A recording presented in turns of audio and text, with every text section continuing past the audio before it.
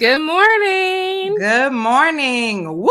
And a morning it has been. Happy Saturday, people. We made it. Yes. Oh, how are you, Toya? I was running around so much I didn't get a chance to ask you. How are you doing?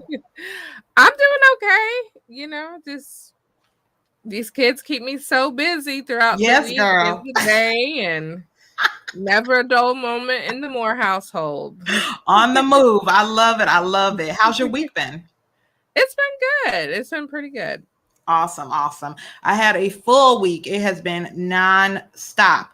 Good, but full. Just appointments and presentations and meetings. And I was just like, okay, all right. Let me just take it one thing at a time here. We will get there.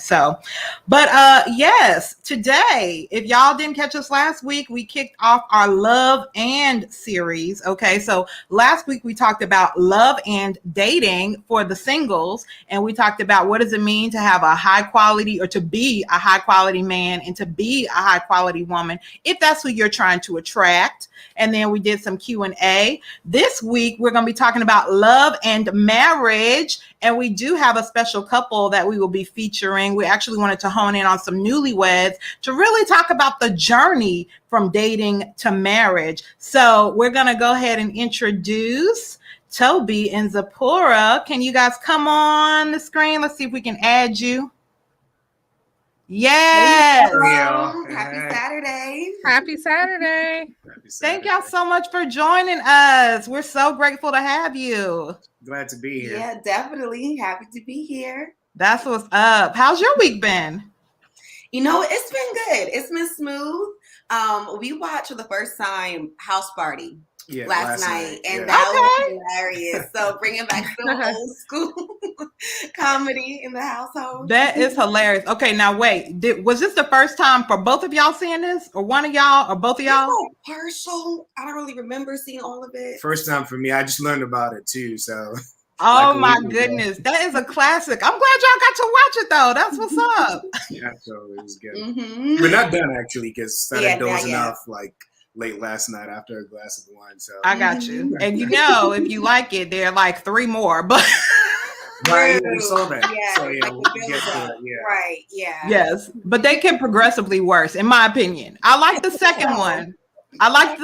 But the third and the fourth, I was just kind of like, So, but yeah, the first one is a classic. So I'm glad y'all got to watch it. If y'all love dancing, then hey, it's a movie. It's a classic. So yeah, that's what's up. For sure.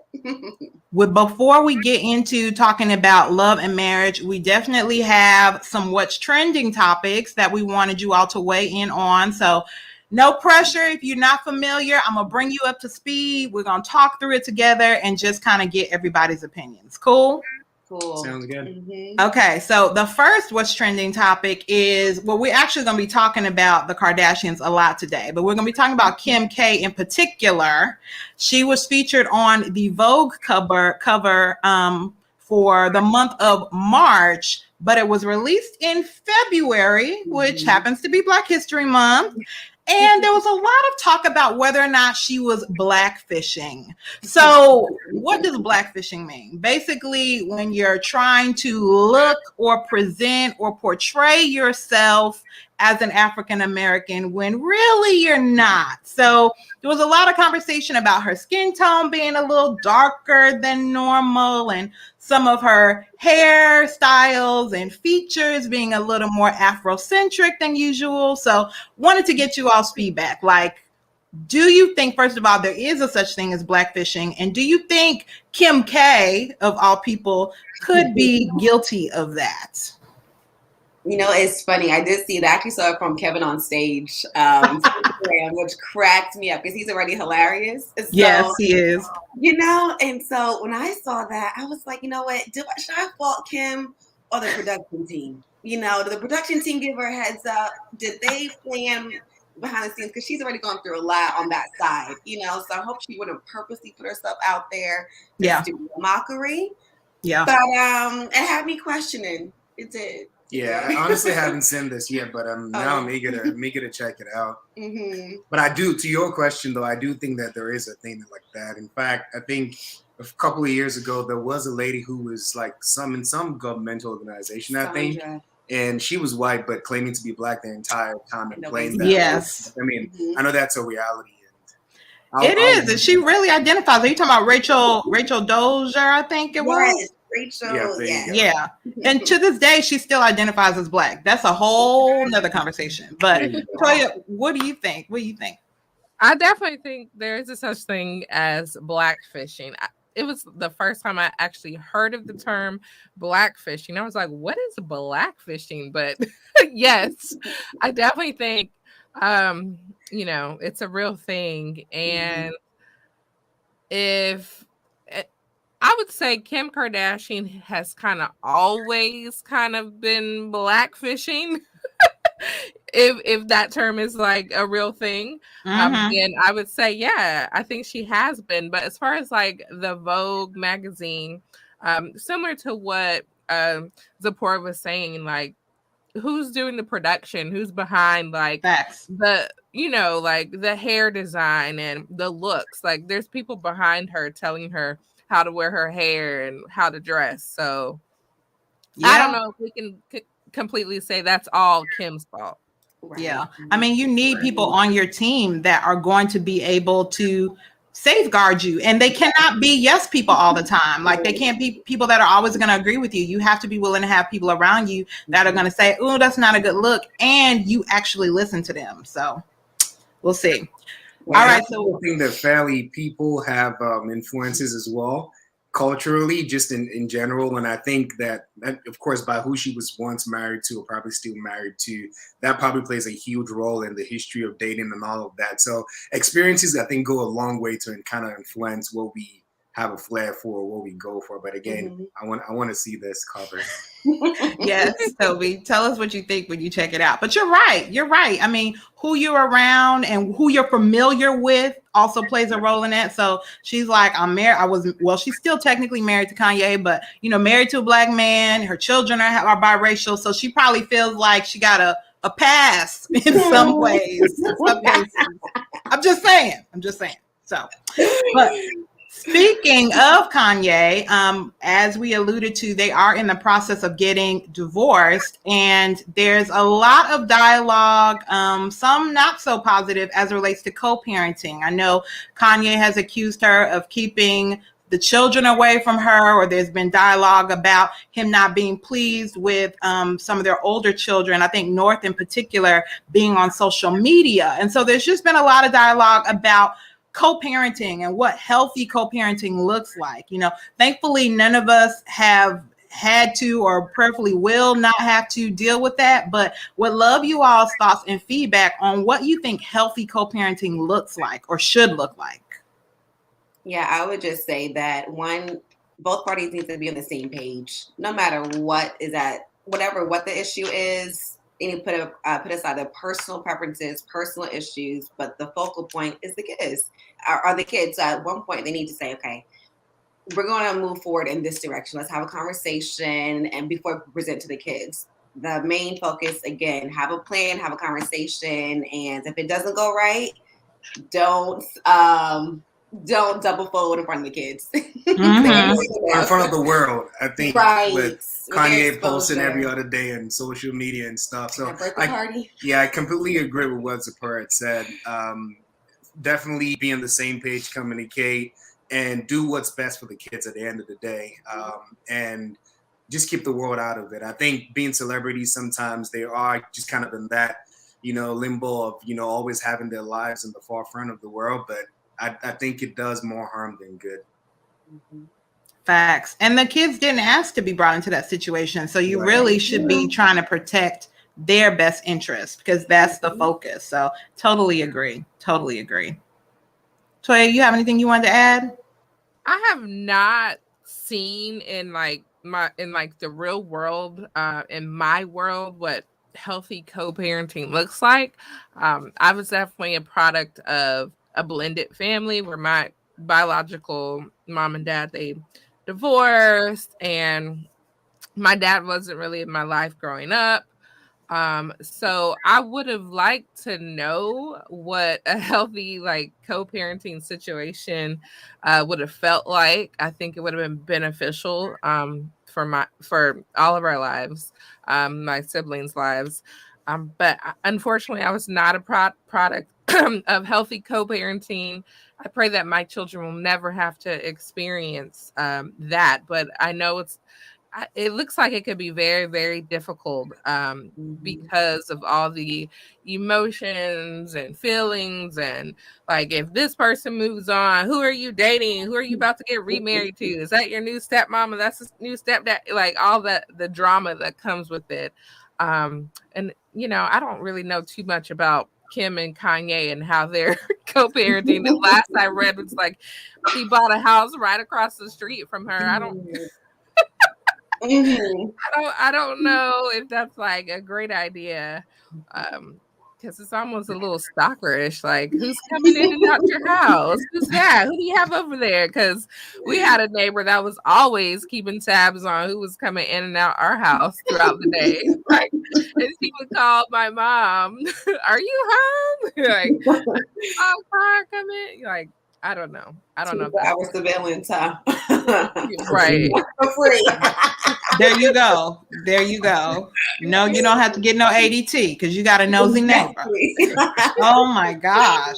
But yeah, that's it's a fine line. It's a fine line between being actively involved and being a little stalkerish, little creepy. So we'll see. But all right, y'all, that's what's trending for this week. We're gonna go ahead and dive into the topic at hand. So we actually have the segment for love and marriage broken up into 2 parts. So how it started and how it's going. So we're going to talk a little bit about your dating pre-marriage and all the steps that kind of led to that. So can you share with us a little bit about your journey and how you two met? All right. Do you want to hear the long version or the short version? Let's hear the long version. I'm curious to know. So, okay, we met at a mutual friends event a few years back. This was in August 2016, to be exact. And the fellow was performing. He was actually singing and performing with a friend of his. And at the end of their performance, I love just being a social butterfly, getting to know people. And so I just approached him, complimenting him about the music, how I loved it. And funny enough, as soon as I was talking to him about, the music and his and how great it was, he immediately reversed it. Was like, well, I want to get to know you. So he's asking me questions about myself. And I'm like, okay, well, thank you. But you have a show coming up. That was what my direction was. But at the end of the night, he asked for my number and we exchanged contact. And yeah, so anything you want to add on? No. Oh my gosh. Perfect. Come on. to me, so I thought of a few details here and there, which was good, but it was that in short, really, that's how it happened. And then I was like, dang, she's really beautiful. I like to spend some more time. And we took it from there and went to dinner a couple of weeks after lunch that turned into lunch and dinner. Long story short. Love it. Love it. Love it. So how long did you two date? That was like 2.5 years. No, we dated for about 4 years. Oh shoot! 2016. Yeah. We got married in 2020 November and dated starting like 2017 February. So about 3 to 4 years of dating. Okay, wow. That's what's up. Well, in this day and age, everyone is trying to find a boo. Relationships are important, but that commitment aspect is usually hit or miss. So I'm real curious about, during the dating process, what you both found attractive about one another, but then also what led you all to even take the step of marriage and to make that commitment, because in this day and age especially, it's a big deal. Mm-hmm. Yeah, so that's interesting because now when we first met, the lunch that I said turned into a lunch and a dinner. was comprised of conversations along those lines. And now I'm not necessarily suggesting this to anybody, but it was natural for us and it worked out. So after a week of meeting, we met up for lunch and then we were talking. And in that conversation, some way, somehow, we got into talking about how intentional we both are about anything that we pursue in life. And we talked about that across dating, professional life, and a ton of other areas. So that in itself was very telling as far as like what page we were both on.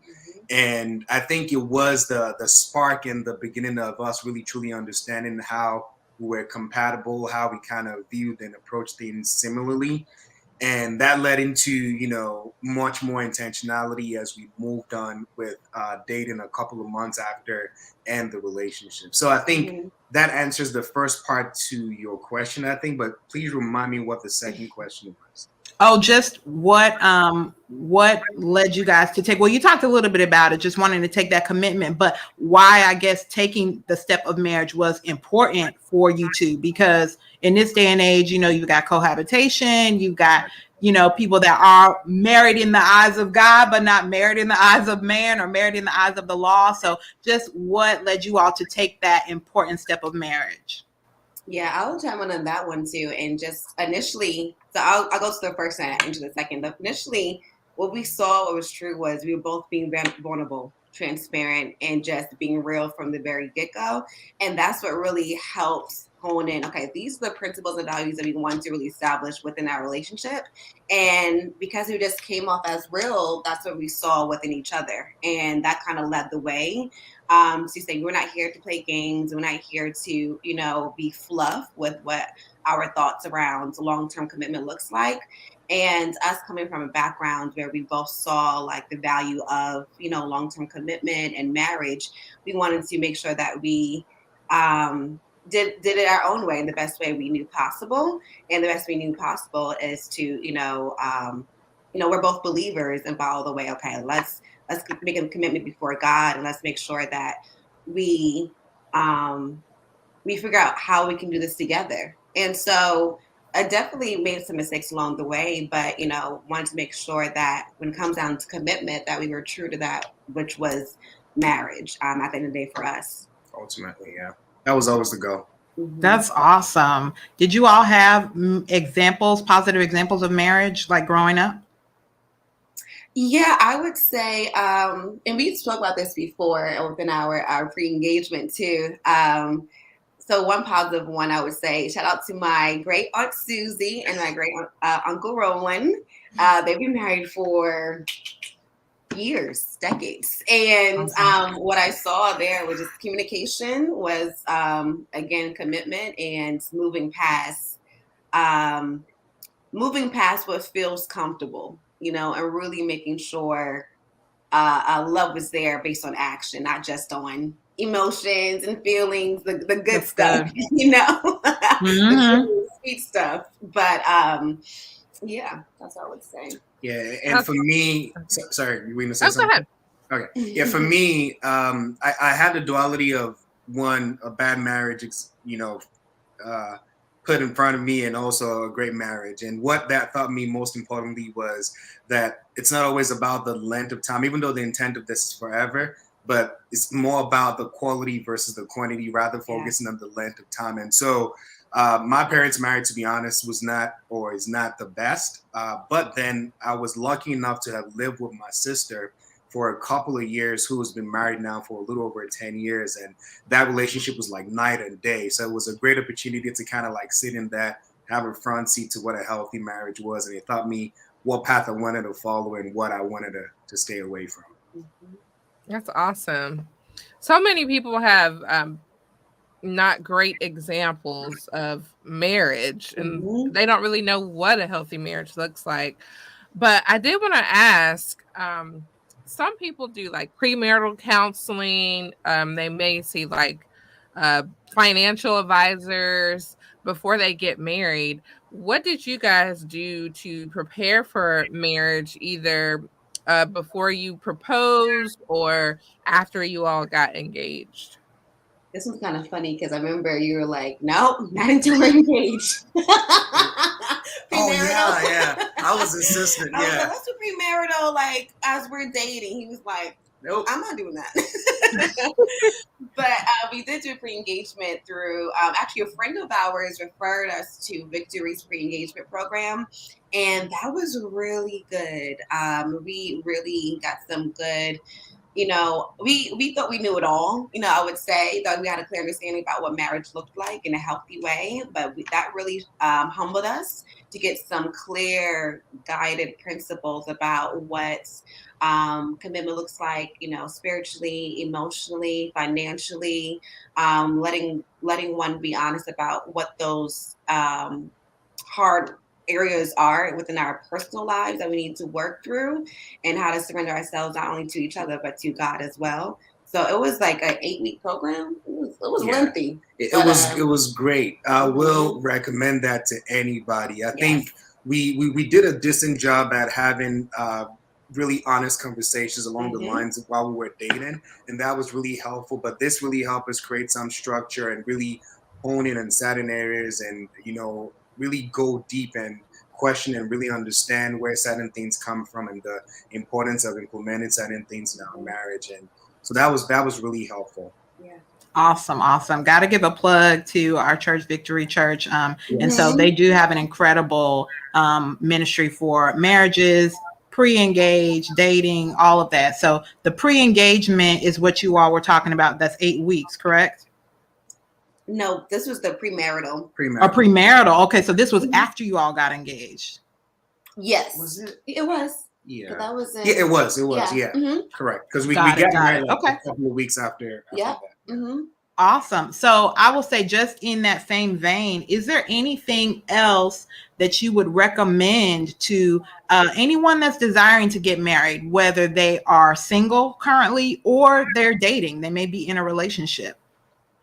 Yeah, there's a good book that we're reading right now, or that we have read, that we're reviewing right now. It's called The 7 Levels of Intimacy.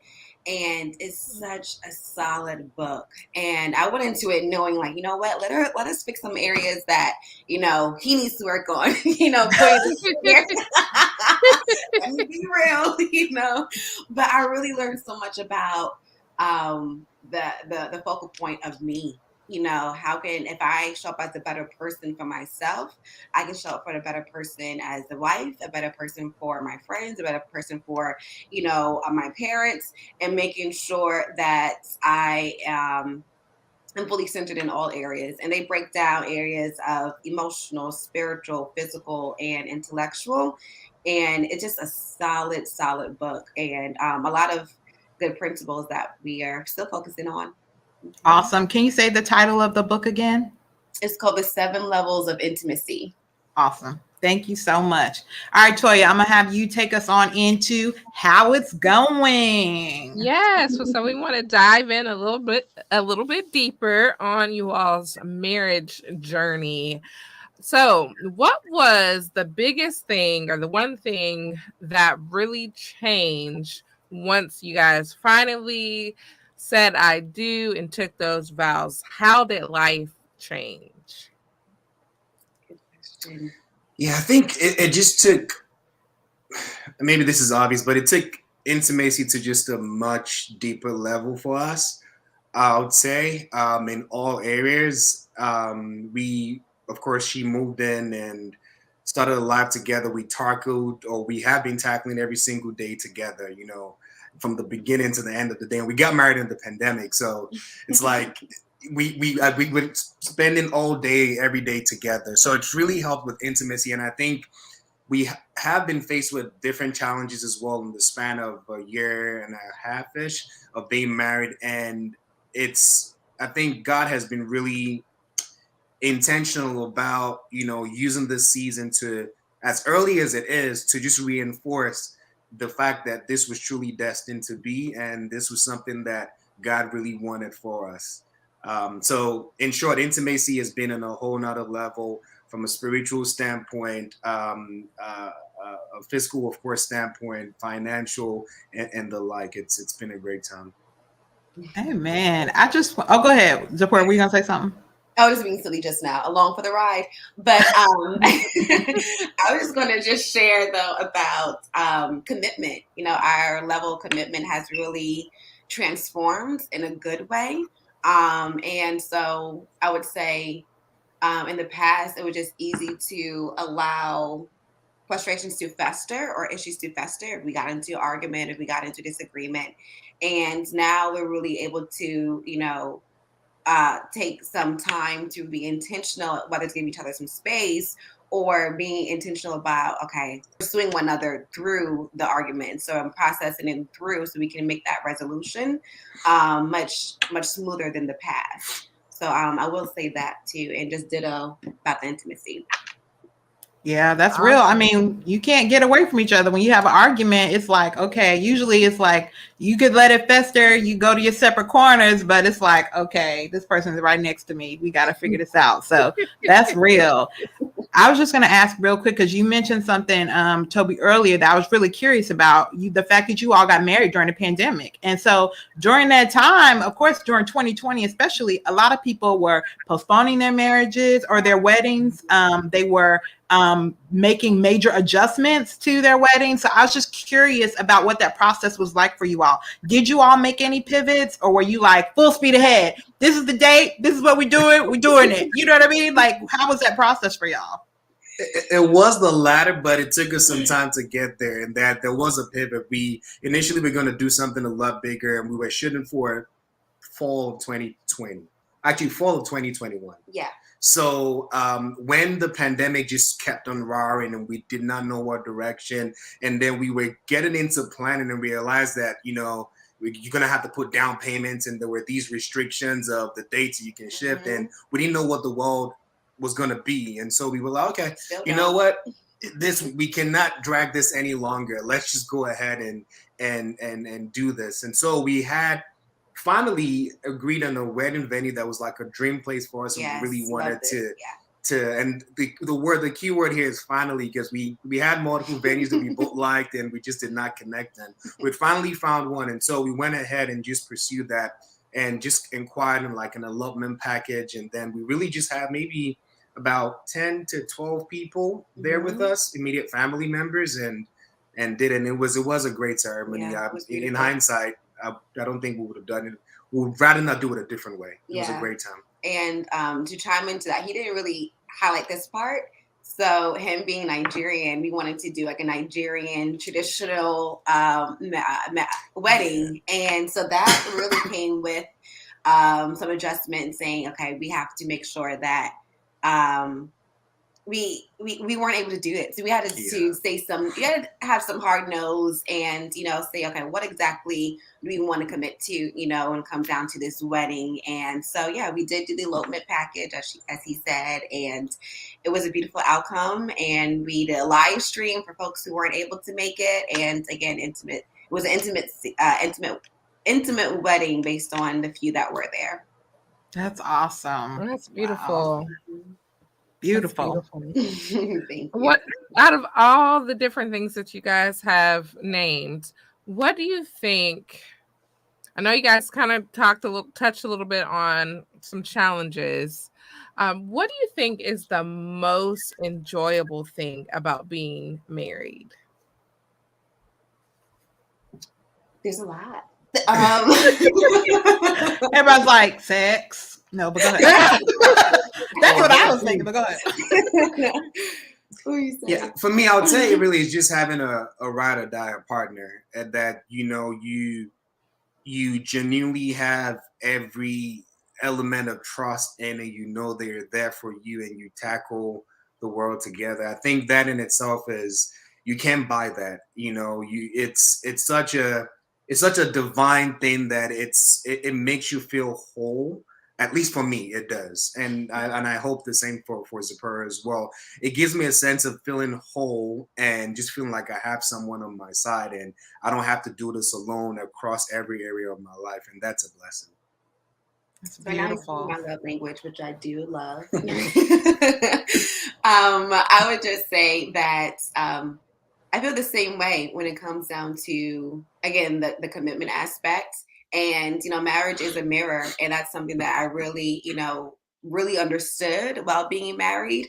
And that was really important, just to realize the areas where we're challenged in, we're often balance each other out, or the areas where we're strong and we're balance each other out. And I think that's a beautiful thing to just establish within a marriage, just to see how we can constantly mirror each other in a good way and be able to balance each other out when things are needed to, whether humble us or improve us. But at the end of the day, knowing that we have that, that partnership, that ride or die relationship, it's knowing that it's a fulfillment for sure. Mm-hmm. Yes.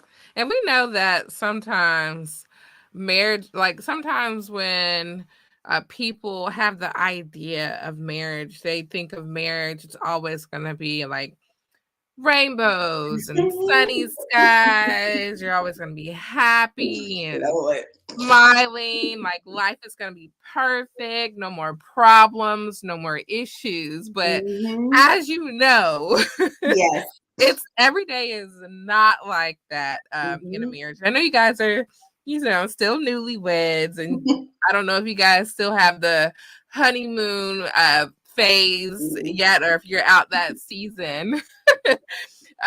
But eventually that kind of honeymoon phase kind of fades away slightly. So for those that are not married, what can you guys be transparent with our Becoming Eva fans and let us know what is your greatest challenge now that you guys are married? Because marriage does bring thunderstorms, hailstorms, blizzards, and snowstorms. So it's not always rainbows and butterflies. So what do you think is your greatest challenge? Yeah, I think that's a good question, because as we know, there's definitely, of course, there's joy in marriage, but there's also, the realness where it's not always going to be like that, as you just highlighted. And I would say personally, there's certain things, like I said, when it comes down to marrying, there's certain things that I needed to work on, as in humility. That was one area that I thought I had down packed. I can humble myself, I can correct myself, but that self-awareness was heightened even more within the marriage. And so a challenge for me was actually being humble, owning up to my faults, owning up to things I needed to work on. So that is very crucial. That's one thing. Welcome back. So that's one thing I would say that really was a work in progress.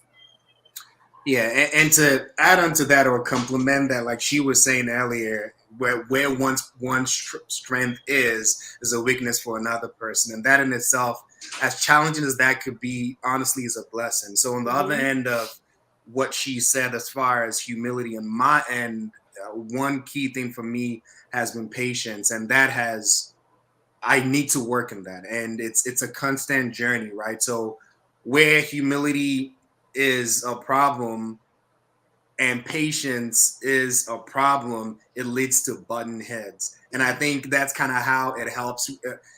I'll say helps us to kind of work together to get better in those areas and address them early on. And to your point, I'm so glad that you brought that up as far as marriage and challenges. I think that's something that I would say to a certain degree has been helpful for us, in that we came in with realistic expectations of what marriage is, and not the fairy tale view of it. And I think that's always important to avoid disappointments that could sometimes come as a result of having a different understanding. Yes. Humility, I definitely think for me, it has been a challenge. It's a growing thing for me, and it's a constant reminder, that I'm not perfect. Like, you have to ask for forgiveness. You have to continue to grow and continue to develop with your spouse. Like, that does not end. Like, it's an ongoing journey for the rest of your life. You will continue to, make mistakes. You have to own up to it. You have to compromise. You have to say sorry. You have to have patience. Like, and then if you guys add kids to the mix, it's even a ton more of growing that you have to do. Yes, for sure. Y'all in here preaching. Good Lord, this is some good stuff. Maya, what do you think for you is your greatest challenge in marriage? Girl, y'all touched on. I literally was praying this morning, like, God, continue to help me to have humility, patience, and unconditional love. Like,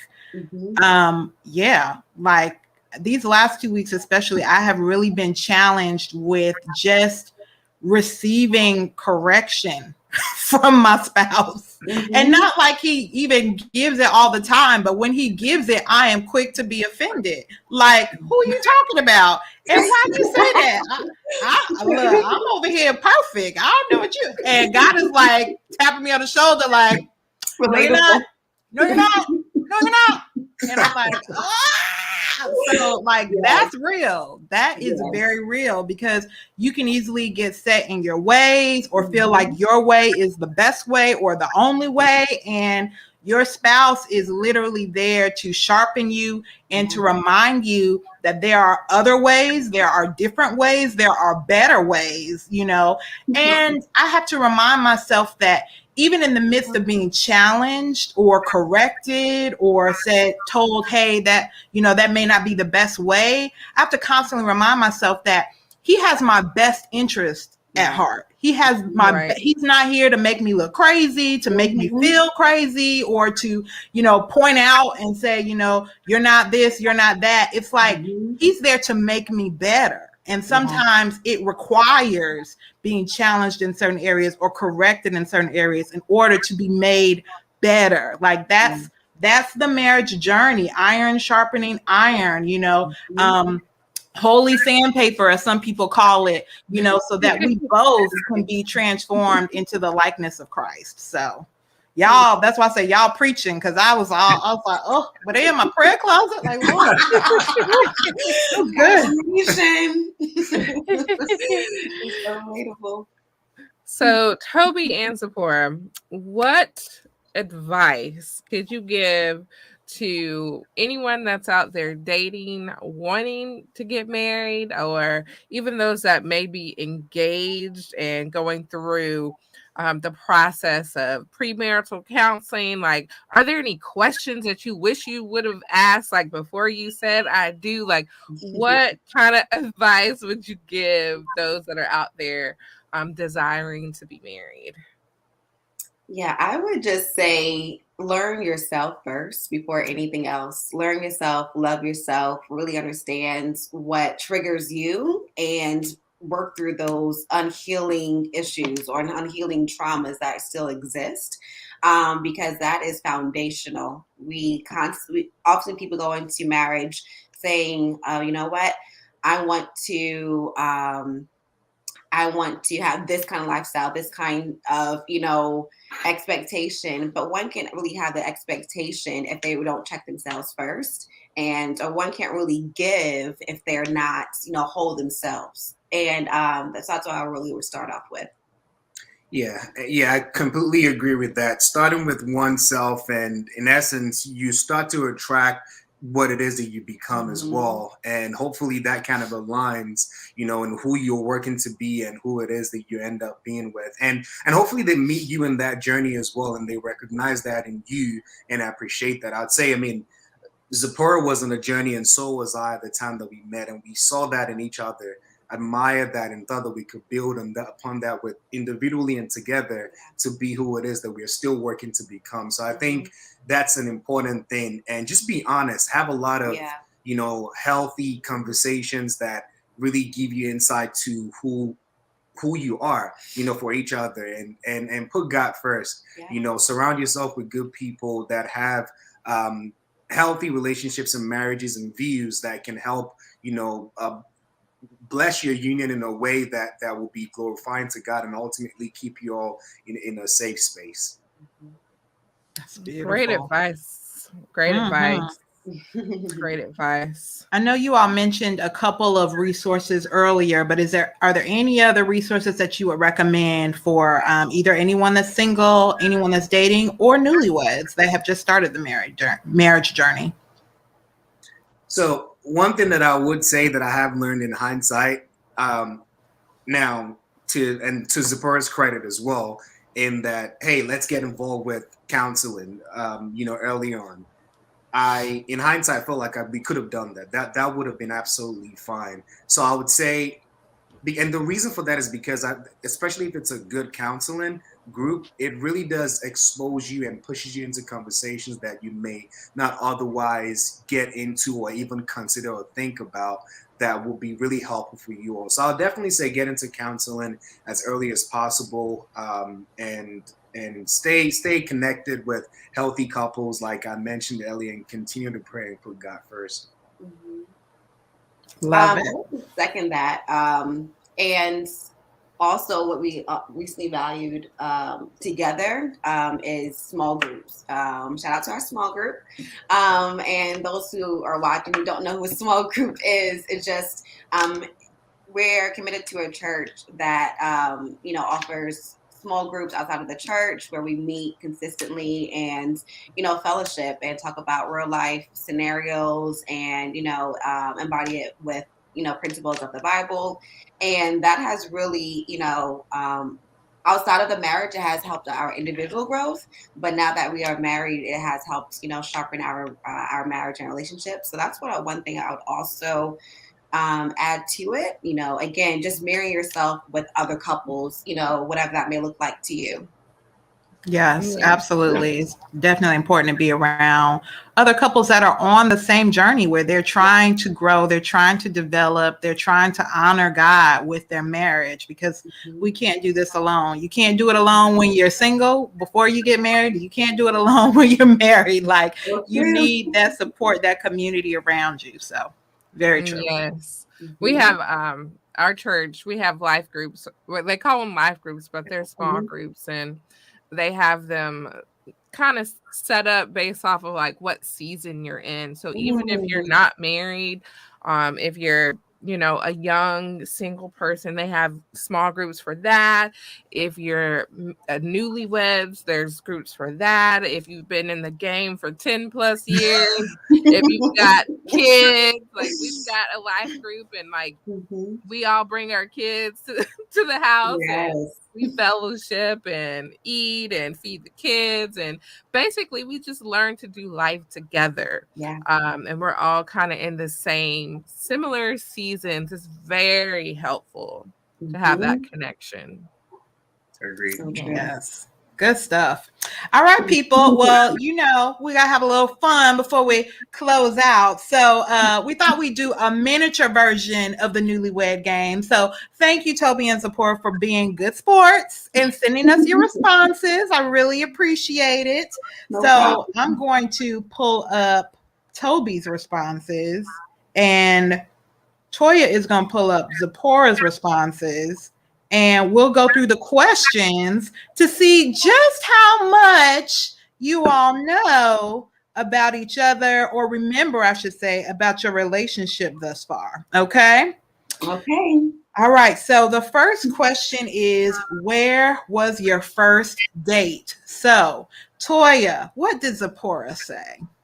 Zipporah said their first date was at Bar Taco. And she said, Hollow Mill in ATL. All right. So she gave like specific details. She was like, it was Hollow Mill Drive in Atlanta to the Bar Taco. I love it. Now, Toby said, Bar Taco, West Midtown, Atlanta. Okay. One for one. Very good. Very good. Okay, cool. Question number 2. Who said I love you first? What did Zipporah say? Zipporah said, Toby said, I love you first. And she even remembered the date Okay. You said I love you on February the 17th, 2017. She got the date. Okay. I love the specifics here, Zipporah. I love it. I love it. Hopefully it's right. Okay. Toby said that Zipporah said I love you first. I love it. This is kind of like a battle. Like, I said it first, no, you said it first, no, you said it. I love it. Like, if you're gonna disagree over anything, like who said I love you first? You know, like that's a beautiful thing. So now, Toby, I'm gonna give you a chance. Do you have any insight? Like, do you have a reason that you said Zipporah? Because I know Zipporah gave a date and everything. Like, do you recall anything around this answer, or were you just taking a guess? Like, what was? So, the date that's on there is the date that we started dating. Yeah, got it. And the love you that I remember from her was before we started dating. So I need a reference. So seriously, I mean, honestly, I thought that was it. It was at your mom's house, but yeah. So yeah, the accounts might be different, but that's kind of like the mark that makes me realize that I think I am right, but who knows? I may be wrong. No, that's beautiful though. I love it. I love it. Okay. All right. Question number 3. Who typically apologizes first? All right, Toya, what did Zipporah put? Zipporah said, of course, that's me. I always apologize first. Oh, God bless you, Zipporah. God bless you. Now, Toby said Zipporah does. Oh, okay. Kudos, y'all. 2 out of 3. This is great. Right. All right, let's go to the bonus question. Describe what your spouse was wearing when you first met them. So, what did Zipporah put? Zipporah said Toby was wearing a printed short sleeve button down shirt with jeans and Chelsea boots. Yeah, I love it. I'll look back at pictures later. Yeah, that was more like the first date. Yeah, and okay. Yeah. But yeah. Toby, do you recall what you were wearing when you were serenading Zipporah during the? I do actually. I do. I had on a button. It was a button-up blue mandarin color shirt, long sleeve, with like a burgundy chino pants and blue loafers or something like that. Okay. All right, look, I say kudos to both of y'all because when we were thinking, well, actually, when LaToya was thinking about this question, I said, Lord, who gonna remember that? Look, y'all did good. Y'all did good for number one, taking a guess and remembering what was going on the first date to Zipporah, and then for you actually remembering, Toby, what you wore when y'all first met, over 5 years ago. So kudos to both of y'all. Yeah, I can tell you what Ryan was wearing. I don't know. I met him at church. I don't know if he remembers what I was wearing. I don't know. I remember what Chris wore on our first date, but it's hard for me to remember when we first met because we met so long.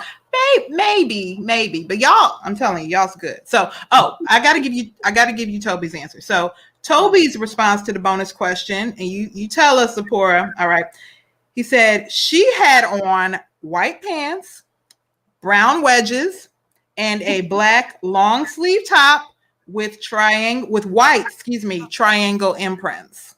Accurate. That's pretty detailed. 100% accurate. Wow. That's amazing. And that's when y'all met. Yes. You look at pictures? No, I didn't. Okay. Yeah. You made an impression, girl. You made an impression. You did. Beautiful. I got the pictures. I'm like, that's a little bit inappropriate what I had on. It wasn't. The top was a little sheer, but she had on something under. Yeah.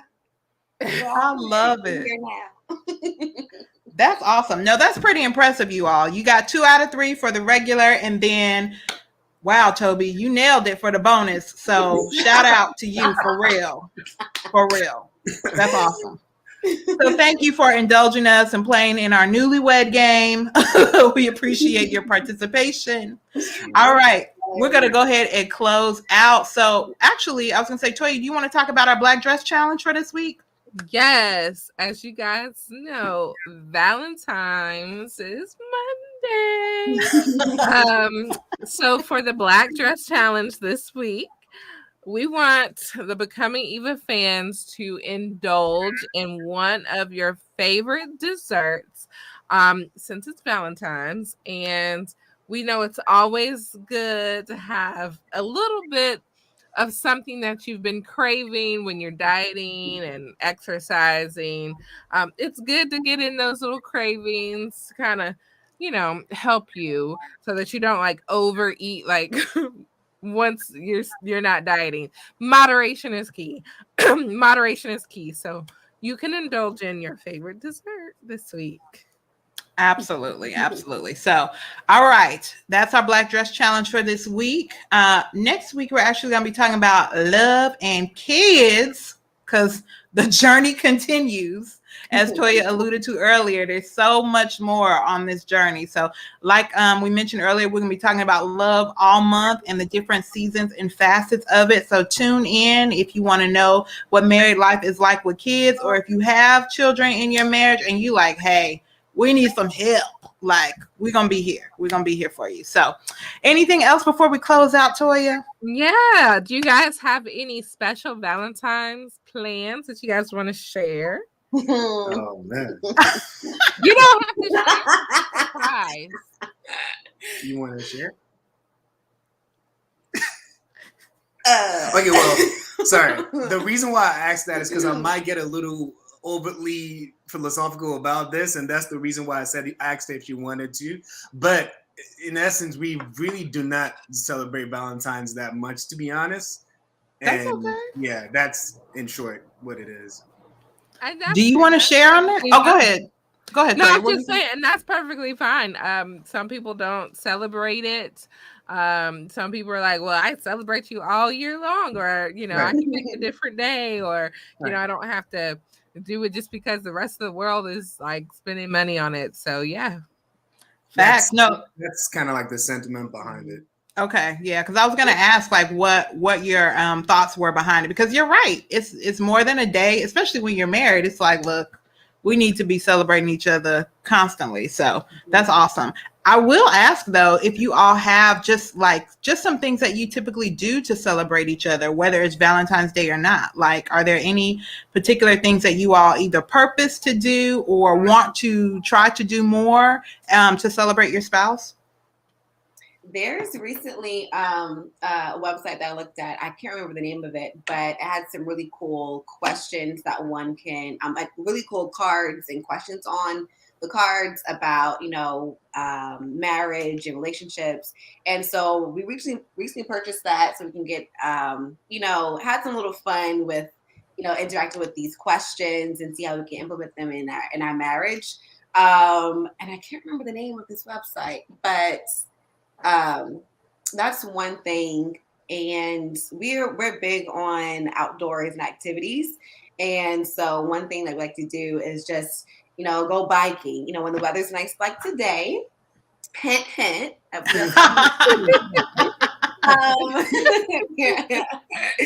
And whatever, we're big on trying to implement, each other's like love language. And so doing things that are surrounded by that.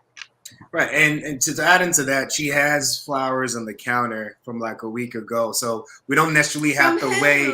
Yeah. Hopefully for me.